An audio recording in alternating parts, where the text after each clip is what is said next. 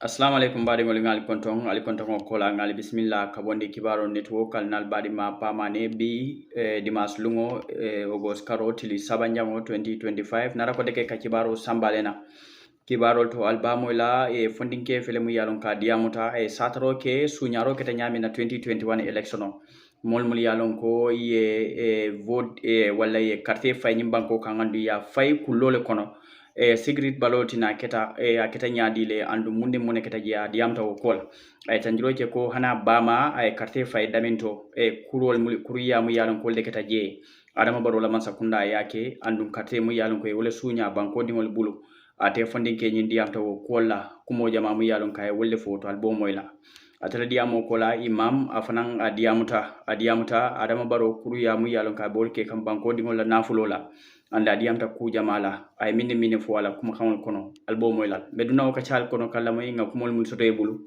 wo kolans nanga jibero ke afuda nyamin kal tentu kal jey kal ni mbaral nal bari ma pamane la barka ba jala la moy kunima Assalamu alaikum pa inemba akita kurasa yeah ngo mbela audio de moika about kendo me diam ko no madame la fanko be dame kendo me diam ko election ola wala yeah I mean for tonyala ik a secret police station also they I can attest to that the legend Sinju Bali School 2021 election when you race 2021 election wallahi ya jele dala mom because birida anata ya nyininka J kondoni J abe mintole so ikela mol sambadame itole amera ko atafana mu lundon understand so bira fuda reji e J kono jibe let's say jalo so ya tara ala ne mantarje body ya samba wolto so anata muru nanto log ndela round ite mera from D C D bedame E F G H I for J bebe line ki on it so the other police station on ika modol jele kanana ika tambilo no wol rantije there was ika mo kilin ranje mo fula no dun tawul funta wol tata modole na wol fundole ta there was no ro rantije but we told be tali impact la kele kabo B C D E F G H you can understand no it was just jam pack on one row C ni D ndol started am D lo from D E F G H I for J dala mom from vote to round it because we ran out and thing na kill it ne ala nembo dula do bare di other police station ibuka moji ka mol leje melkana ike tambini wol dola ye karto fay ye funti ye ta boy do nata wo beldo round ta meta lo round ta konko bar jena mo buka tade jena mo buka loji mbatu ngam banga taje ngaji be fona nembi wo fona tata je kay ko no la nemti ja and this polling station on can you remember is very very true nte nga jele adu nte nga ni resle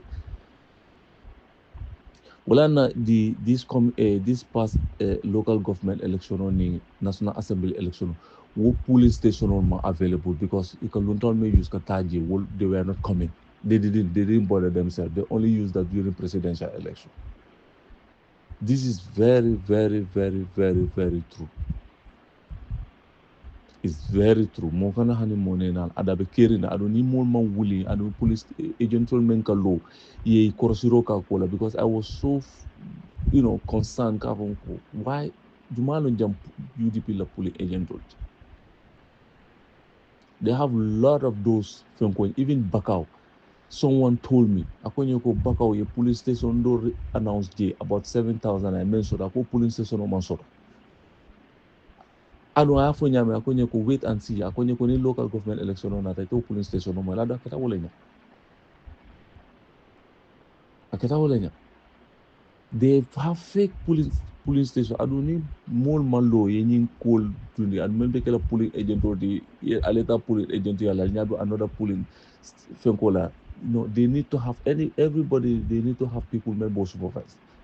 They have to go around ya jibe ni mu police station jumalo jumanyo la mo la representative so adu they have all of this like ikani soto jamma phone la ñu combo la ñu aerial bit adu bolon kono la grata bit bolon kono they have people men kana into the border ika village ojele melon ko is a hamlet of 7-8 compounds. They are having almost 2,000 voters. Yabuni. I can remember for this election thing. I can remember for Tonyalo now. Race. I am shocked. Mojamai hakilo tunintola. I can remember for about this foreign phone call lapping, more voters card. Okay, well, it's not secret. No, it's not secret. Mangudun le belola. And in front of now, right now, opposition party, let the UDP should lead. Mokana Monena, let them go to their embassies, a consulate, and talk to them. Let them talk to their people and let them not involve into our politics. Because when they are voting here, school they are voting. Nobody goes there. The Senegalese will vote here more Bukatela election dollar. Guineans Conakry will vote here more Bukatela election dollar. Bissau Guinea will vote here Malian. Nimel Baker voting outside. If Baker vote Jane, more Baker to the we don't choose who will lead them. They have to choose. They choose who lead them. But why are they always involved in our politics? Because our oppositions are also weak. We have to say it at Abinolenya. Let them go to their embassy. It will not be business as usual. And more money darker than a political kono. Ninge muta. Ye fendi ye teleake. And we have to mean it. And ninga menji adu gamen on benga nyolon. Moment nata na abota Guinea wala abota Malia wala abota Senegal nata na emolta rejam benga alone amake bankujo. So ningo jena la noto. Why should we allow the person to continue? Access to the Hanata voters card about we all know he's not a Gambian. But they have to go to their embassies and consulate. The Amu Yafo is not going to be fun anymore. That's the only way we can stop them. Because we'll be people cannot choose our leaders for all the time. At the end of the day, they told not do they go. And look at our impasse. Impasse 2017 jam. Lundown Bay Borta. Ibe letata Bankudun letata. They all went. Problem on pa bukalong. Sometimes like a diamond of but I knew call phone bukalo no boy. I meant for them Tonyalo. I meant for Tonyalo Tonya Baba all of I mean pa mafukanya mido. Audio you could say go Lundown Borta Jana 2017. Jumanya leturaja. Ntol. We don't have anywhere to go. I don't need Borta from any Borta Komajabita Bolona. It's still in the jurisdiction of the country. Because Melanco Mamosho no Bolongono, like Melanco Ibuluta Comboja and Mamosho, will they get at the refugee shelter in Senegal? Will they cross the border in Kara and other places that are school also? Because they don't have any relative in Senegal. But all of these people left, they all went Sato Kideta Fereng. Mel to the Jao Niajiba Mahanitambe 1%. Wala ñin tali nga al ngi bulaje ñofa ni membe kala ni ndol ngata si ngana ben kino do mo ngana futti do mo ngana tuo do mo ngana fenko fufu do mo nga fenke na hajol. That's what they did. They all left. So wo banko do man karano wado. People have to learn yalon ko banko kala banko defend jihadolo. People should not feel reluctant ka foko ay ben kumandila ni no. Senegal last election Benin Pastef call pareta usually malo ya itani ko menka katikala. Yeah, how many bosses let's stop? Yeah, how many people later you stop knowing code they are not even Senegalese? You stop them from voting in their election, and they have the right to. In other countries, when you're near muta, you come straight court. They don't even joke with that. You have to vote. You have to go through the right channel. You have to be a naturalized citizen. Then you have the right to vote. But just not anybody will just come and then be a chika yadila. And Gambian been sitting bedere. People have to stand up because our immigration department is the worst and the most corrupt immigration department. Very corrupt. ni aje ni simple passport hanisa the old one melon ko normal one on biometric phone ko normal one on. Do you know still non-Gambians are acquiring that?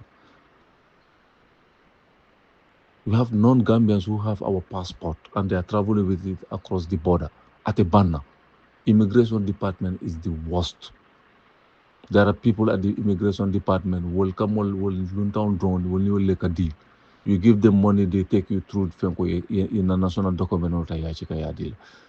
The figures from the last census shows everything. It's not real.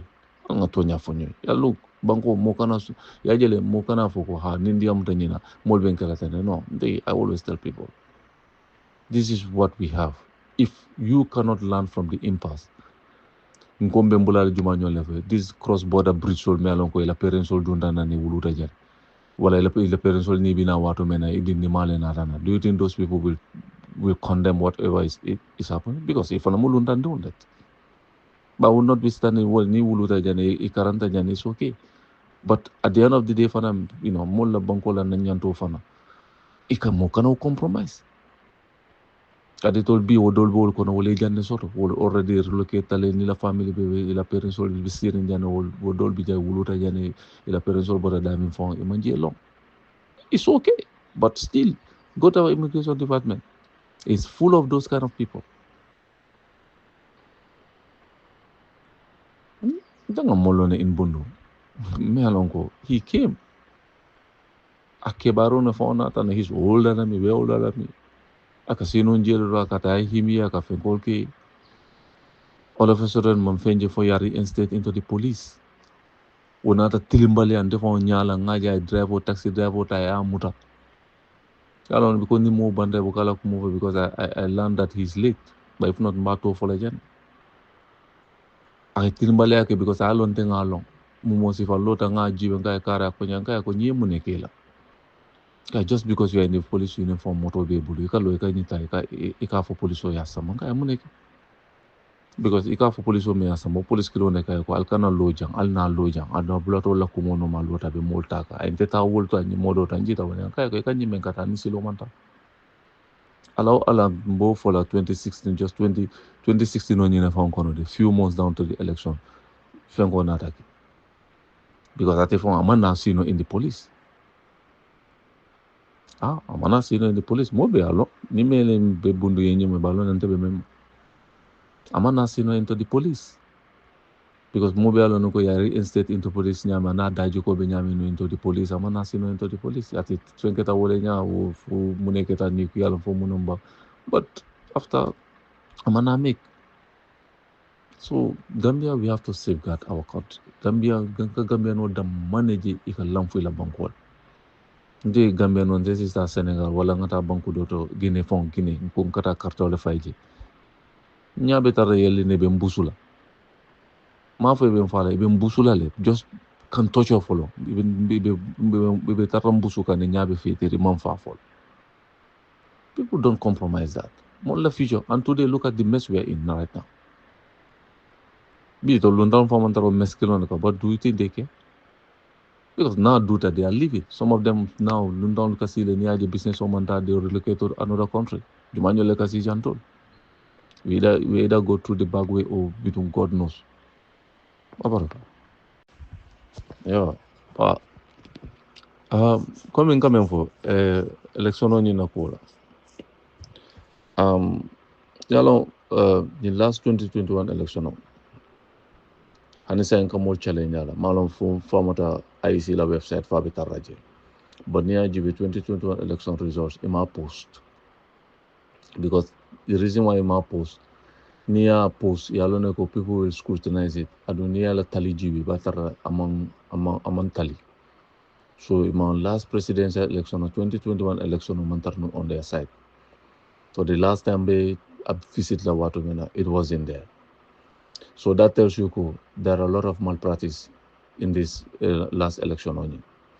Because even a friend of mine, Atebe Manjail, I stayed in the world, and in Melbourne City, some of them were NPP supporters.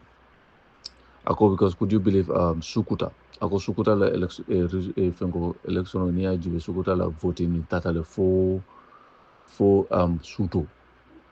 Ako but then around after 6-7 months on ako way figure bunda from their phone. Kaitanda lako nganyine soto Sukuta ko this is not possible. Aleni soto no Sukuta nyadila ko because election results will mang announce for Sukuta ko adu Sukuta hanibi results will bitakan. Sorry, voting bitakan. Ko so results will be bono la nyadila Sukuta sign. Ko okay see ya jibe. Ako so je wo phone tafe ko see ya jibe okay. Ako adu guess men natake with the same results ni nata announce. With the same results ni wole nata announce. Adu wole fota. Adu even Bakau, there are some police stations in Melbe Bakau kono. Wol man soto, they are not. It's not real.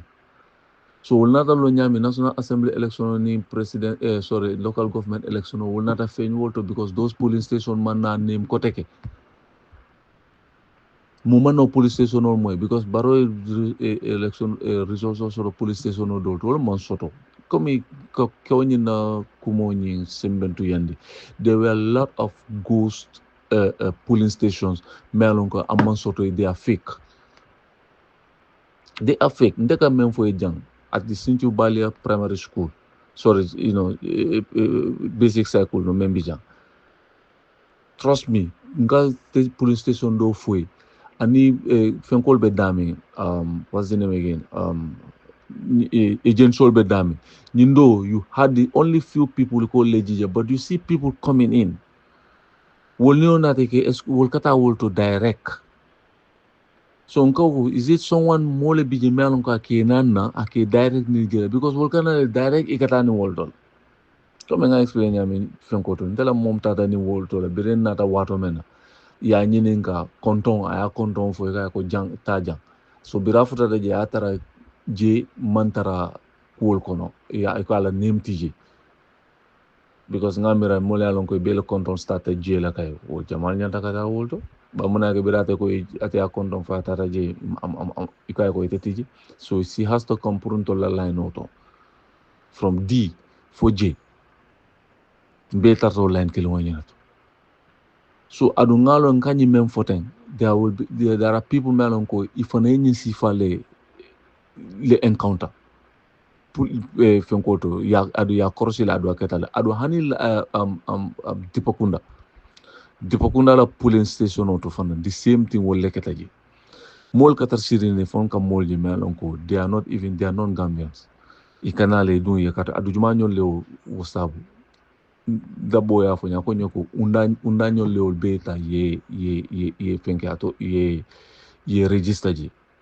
adu ngamoy Ibrahima Kaira la ako registration ako unda nyanto fole ay dusano to fole ay njaga sane to fole on this aspect kaitani ko ni non Gambian registration these people around in Serakunda la time fenkola ni participate tawol to le ko world register adu ako ko even majumbala o building membi je men ko incomplete building yemen corrugate wonyano le ka laran wafije Kaira ya fole adu Kaira ya challenge he has the proof.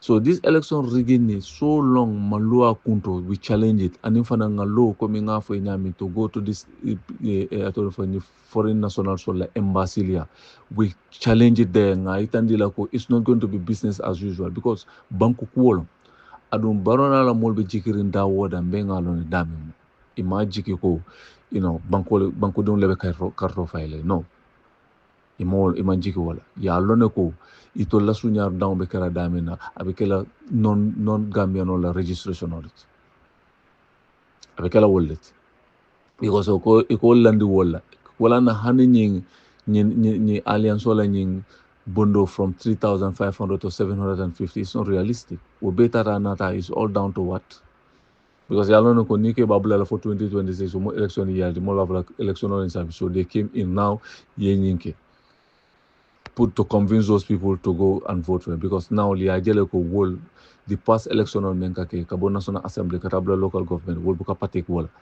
and in fana koleala karola everybody's feeling it adu hani wol fon dol satale ka complain ka foko nyil ke use le ni election o sida ka karto fay ni o tambita ika alliance o jo ibuka fen so this were all part of it ani yalo gamen to be wuri kan bari na wuro nyanda kadan that Marema Jallo of Teranga funga name calling ke because ntema understand why Birini goes from 3,500 to $750 for an alliance a mission accomplished.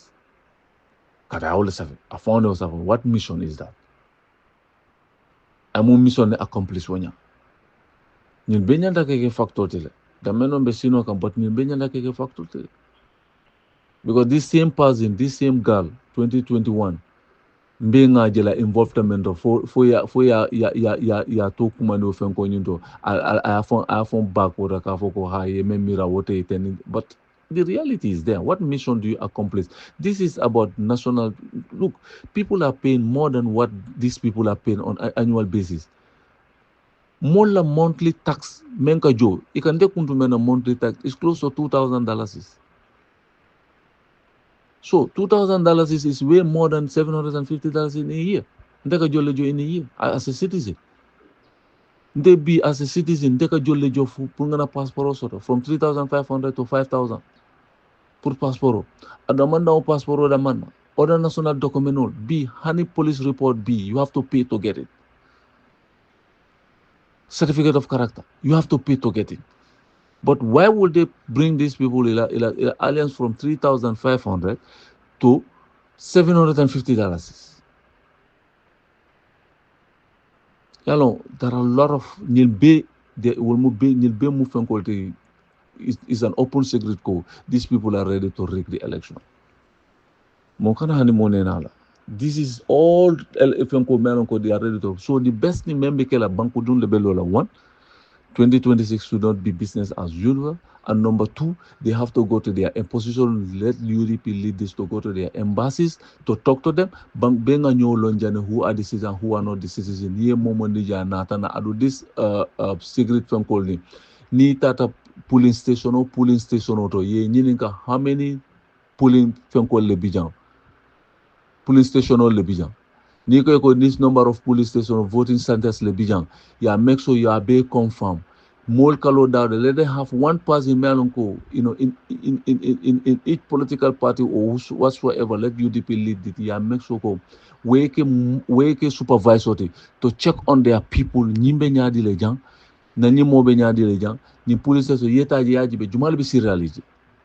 Because ndenga ni police station ni voting center do men for eting any police station motije melon comme ça for probably is an opposition party because no bj will be there serinya dile will blow la réunion kan only molle kana kata molle kana rantije o dolbe be do ko la molbe randi kunto dia mo be chojo wol ba fala ko mun be kede because jan rantija ja molle kana do ye dung ye direct eta ye kartofa ye funti te la hajo bukara wol bukarang wol kan tol katar sirin tol be lorin le round tol be lorin round tol almost 1 hour or so round in toji just to vote ba ni rando wo man tar wo mol kana do du ye funti adu ngalo nen kan kanyi men fore ni mo jama e hakilo to it happened to lot of jenna fenkol ni to no ni police center sol be dawoda across aketa wol be to wolenya.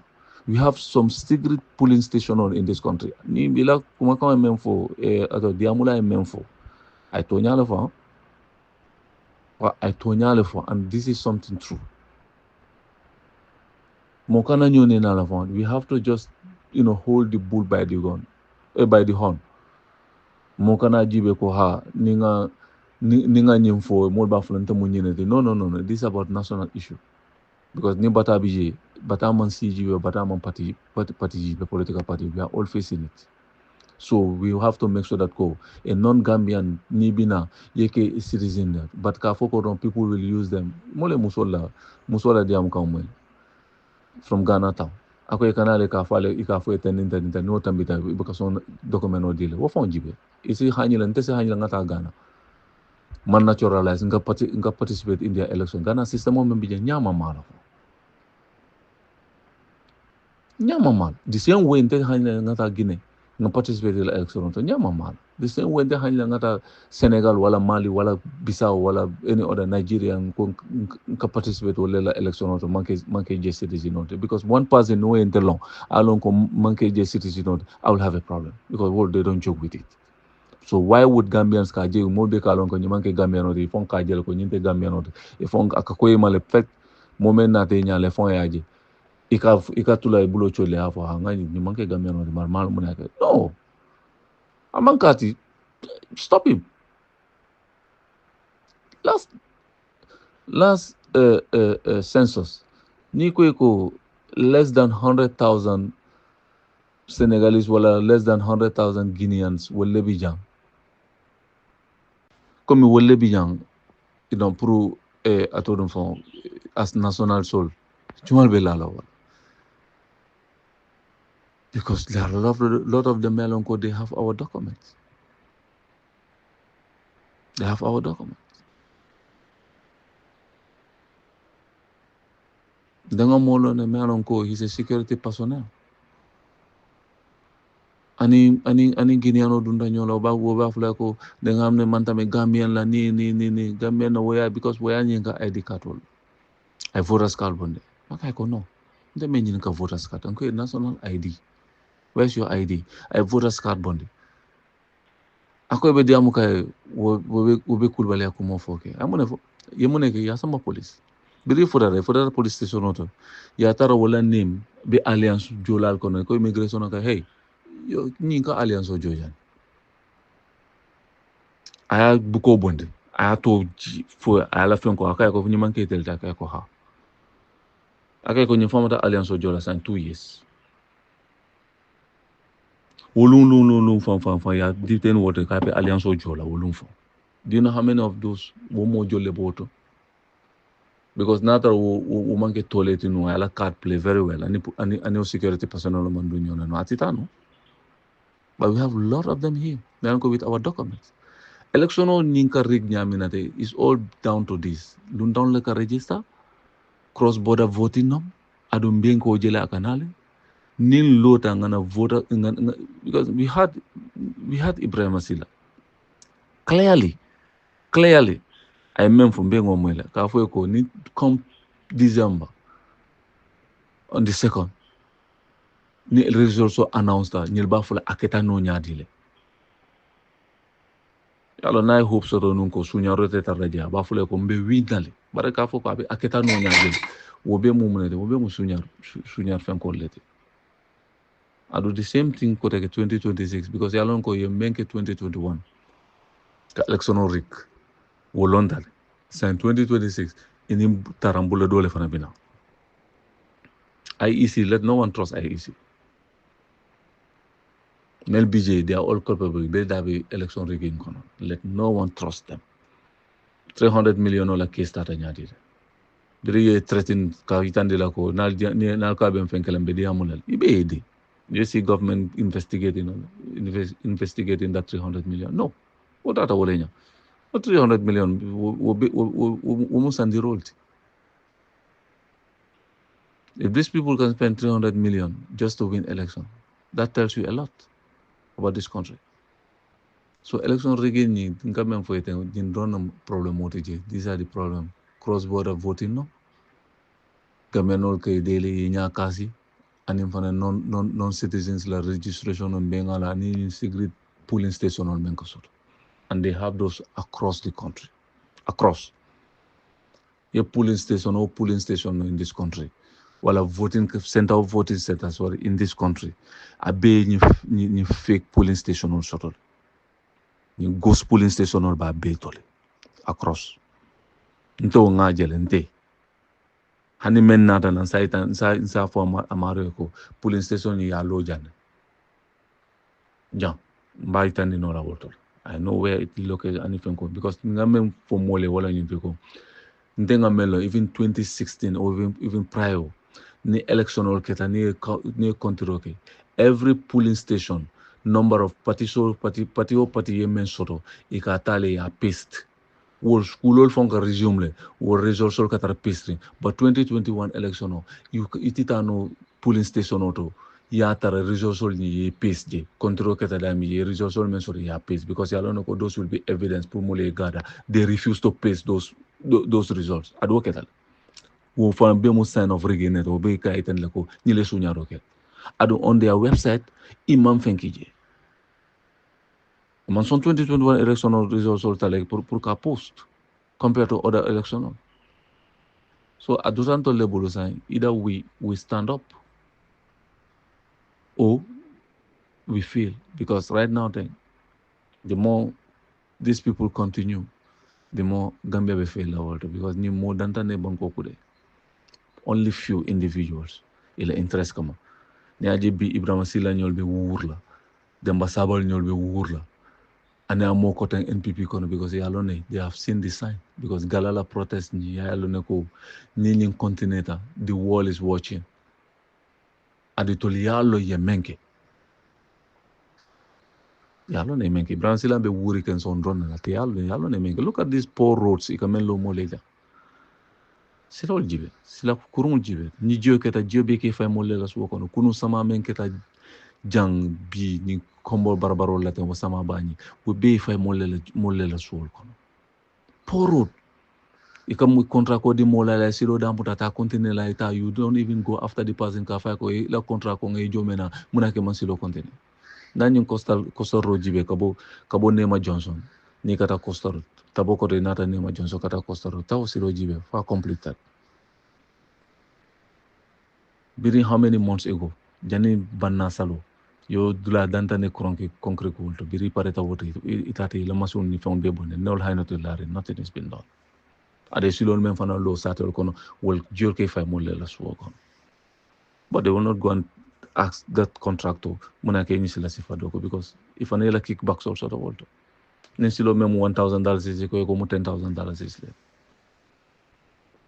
so ni le be ni mol wurindi kam so 2026 i menke a jarede ni aje nimba demba sawale ba fola ko wala hajite fenko ka ato don fa Senegal ka aba fola ko 2026 na jarata yolo bono mbelo bono yalo ne because mo me ko man dia tubabdu i borta nan tubabdu i barkanta ma na dana ye minister ya soto me alon ke te foni ala te mo yalo la karaw masi la fenko masi just because of molo me alon ko he is someone me alon ko so to say but that's the truth he's a tribalist demba sawale is a bigot alonta wala le clearly ni wo kalo ka fo yelo be bona Ibrahim Sila nyol kalo ka fo ko i ka complain muna ke usual fundi de ka fo be counter protest kala muna be saw be sila rene because nini mo jida hani baro alo ne ko na jida accountability member fe nyole adu mo le be siare ni banko kan because mo la banko cikale ya kude ya kada Gambia B businessman or B ni GBB wala na kafo there are some businessmen in this country they are aligned with this government they nyabuka bila na follow because a bit tata nata be ka bo banko don left they are stealing from us together with this government to left na ka ila party finance ajibero if you are vocal or against this government they are the same people men kate inoma ye offer kodol ibe luwaso talo dole ibe motor sana dole ibe 10,000 dila 20,000 30,000 itol fana ko kele pour itol fana domoro ni continue. You see, I know they will do a lot more come 2020 just to make sure that they win this election. Abe jarela bela. Ni aje ba fula ko ha mita Gabon mita Togole. For what? Juman ne aje ID card ka move. Ika mol kata ID card offer. Wol tata nyad lo banko ka. Muna kalbite offer ID card. Ni na passport fengeta wo normal passport wewe yalo ne ko equally apply through the consulate wala ila mo ila badu membi je ila copy kina ita ya bondi. That's what they do. So why ID card? Muna, how many Gambians are in Gabon? How many Gambians are in Togo? Gambia Immigration Department, they are part and parcel of this election regional member because it like a Gambian more lebije manonko non Gambian ikana kaito like kadil. Because they are not accounted for.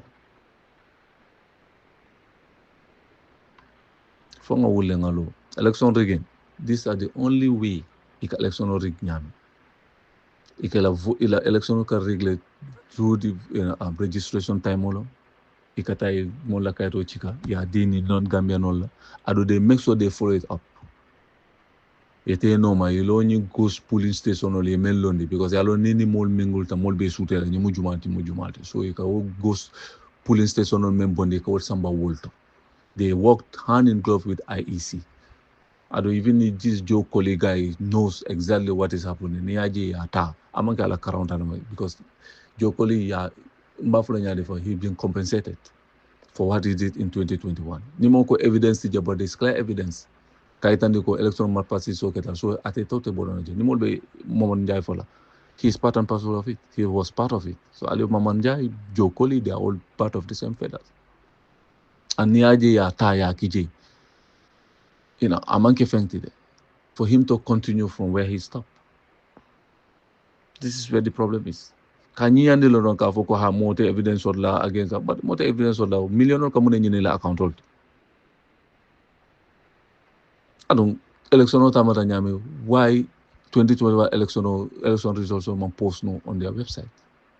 Still why bini election or keta watu mena police station or to ima results or paste comme previously kamengi.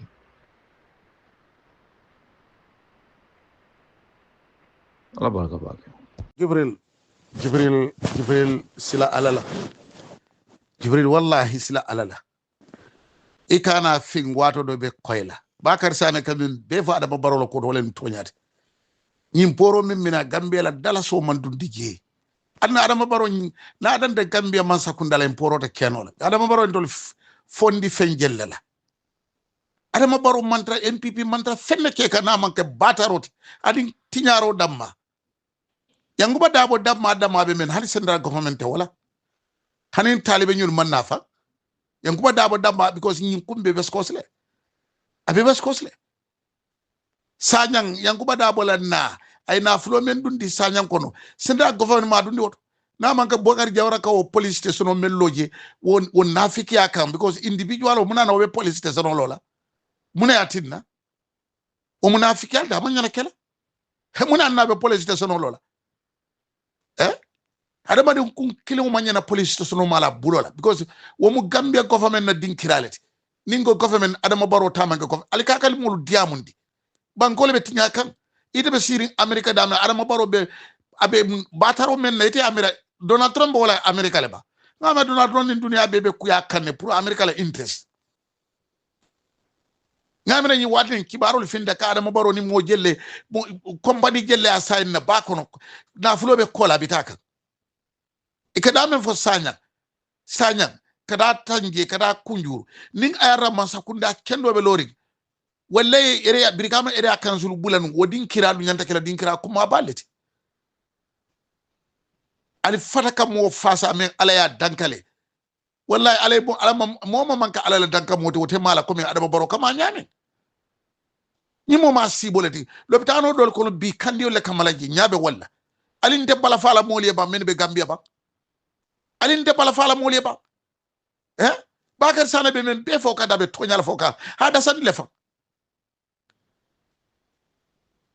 ali fataka system kurun fasa dino malaf nyinna yimo ma siboleti ali be Gambia nyore kan fitino la kono wallahi adama baro Gambia dinguli adama baro ferol dida fata mbita ni nice banku dingul korinate ate frantiol kodna mal fali yolo Afrika kata jama Afrika falinta adama baro lenyi tinyaro mo fa jawo hani biya sa fenande duwoli be wolle faka mo jele fata adama baro la maralo kono dinnin ta woroni fe ndemalo mune fon ma tolla problème oti hani men pare diamule salsi mol diamundi banko be mayalon ko bogol be fala luwolum atol be sirin America ikaw system kurun le fasa wati jumale be gela fal malon dul be ka diamante kilmo kili kam men fo ala be nyini kala ali bala fa Gambia dinguli ni dara kanyim men fo teg ni menkata mol no ma tange badala ka fo e wuli yeta ni futa do tange badala ikoy ko tange bada be nyame o nyanta tarra wali nyam ni mo bala fa balati ali ka banko nyori men kono ati ite be sirin America ba nasida fo amira nasida Gambia dum de finda nyoka ba because mo kilinde tuno la semboto abe wolo ndala so wuli ke mul talu na lopitano kono kandi wala kamalaji wobe keno le nyaadi ni wultele meeting ni batara meeting wulele ka million jelle do ngaji na taxpayer ka wala do ngaji MPP bi ka balu fenna na man ka banko mo la taxpayer ite MPP jela ila patio mo le tadula adem ni adama barobe wulla missiono banko be la missiono politique ko nyanta wala dilal na karolem na fiki ala mamanya na kela bani adama baro wulta wada bi gambia di wala na fulo ni la moto le yusra kar le semo ale nyile ke jang ya jambe fila be masibo kon ndabe dama be halakila ji fo janna be ani ala be benna mo jelle be kom greda banyun area kombo kono mene alfalu ya jamme buwaya la menu le be ke confident no society kan jumal le ya makoy to mo jata nyul biwo mo lila dimbal buka dum no society ko ngamira sansane bodo programme la moy ni loi kurome mo be tama kan jumala du gambia yi ya jam adama baro na kam malu ya jamela loi manya na tamala wala adama baro be campagne la wato mena 2016 ayedante loi jumala ka kuriata manya na banko maral sanji sey be kono do janglo bayndi ka adama baro be ay wala kala den ko be tama kan wala innal insana khulqa alu'an kandu ayaje ko wala ta sebo anora tayranole mati komi yaje me tayrane ta nyami wallahi ngafa adama baro en mol memba atole men ka wurano wal makanu al makanu ay fata mo la dimballa kamo la dimballa nafrul kasara ala la foirol mo ala la dimballati foirol mo ala la dimballati bakar sana be nen be fokane ngaban fen fa aban fen fo Gambia di wol be kole amen ko no matul bala tiyo dum mani boto kilimo dala si wili fula dala si kime saba adama baro bina mano mani boto ya jame bida mani boto men to dala si wili kilin talluru adama fawla dayele muli banta ba jama ko be mano samal na keme rowla bi mano tara fo wili fula adama mammal wa man sila kalo kene bado kaka julol le jayi mu julol me o mano daja wayanen to kunna mammoje me Gambia luafia me a hormanta ya men tamida adama barola men fedida Gambia dingul kamen tabida barala lungu be silo kannan ala buka jokkorondo jonkurun kono kila ya bankele banna mu da nyoko bilam ya futu ali ya mira fa ala anya kasa adama barola ala man sa anya kasa ma kasa la ali kondine na duwol fele duwol be fa ala kan banko kan saudiya subo be pare la kana ya tumi men fa pare ta wala ba malo ali ngamo kendol fasa ni ale harje qur'ano londo domandinna yanda silala de innama yakhsha Allah min ibadihi ulama ale harje ni fi samantiya bala ibuka fem fasa fa faniya wa rahma wal fadila fa bidhalika falyafrahu akita nyawnya fe sute qur'ano ko nan sunno ko bari yin sike masiboti alkiyama lolum mo folol men be jahannama dimba malala ala be fayla jabi jado alquran karannal men yalon ko ale bula men be ko so akela no qur'ano londo be kun kon ali nga tonya fo way nin tonya fo lalita niena wada malen ton nafa mo jelle be ge alama men harje qur'ano londo la kayite jibril fadiya harje nyame bari ay wala nin ale harje qur'ano londo sisila de mo folo men be jahannama dimba malala abege qur'ana karana yo mbadi ngolu nga kuma kan wol moyle nga fondinke la kuma moyle ngalon ka diam ta ka tentu ka jayi nyinem banku di yati andu mul nyanta e finti mul yalon ko e ku kalam ta nyim ko ne diam ni diam ta banko mbo wole ma ko e ka banku dingol mbo wole fana ma ko e ka banko le nyato tambe lori wot banku dingol fana na nyato tambe tara lori wot andu nin ku beje en sa fuko alabe njolale lo nyamu yalon ko ngoleke safo ko banku di ya fa salendro yo mol si dia manim fana opposition party li si hakilo to nyento baga surtout United Democratic Party mol mul yalon ko lebe nyato kaya ke kanje nga mulla kuma kan wol moyle andi yela concern le tandi nga fale jam ko altele be nyaton kala to nyale mbade ordinary people mul yalon ko wolle carte failalti wolle concern mun so do nyim banko la kota amana fangal telman so je wodoni wol diamuta alal hakiloti la kuma kan to alkani la kuma kan doya alkana je ko mulle mul yalon ko mankum maya parce que place table bari e kamim fo ntella min nafale be je banko la min nafale be je andum anim tella politico e min relationship si falso so si hakiloti woto bake mol mo yalon ko le nyaton kaya ke kan opposition party kono surtout United Democratic Party because ni ko opposition o jama hakilo kata UDP laka andum wo kamala UDP party fa mumi be ordinary members ani surtout nyaton kol ye hakilo to nyum kuma sifalto yon si mol be tento ngam mol be jay mul yalon ko le kala moy banko kono ani banko bantala nal badi ma pa mane la barka ba cala la moy ko mala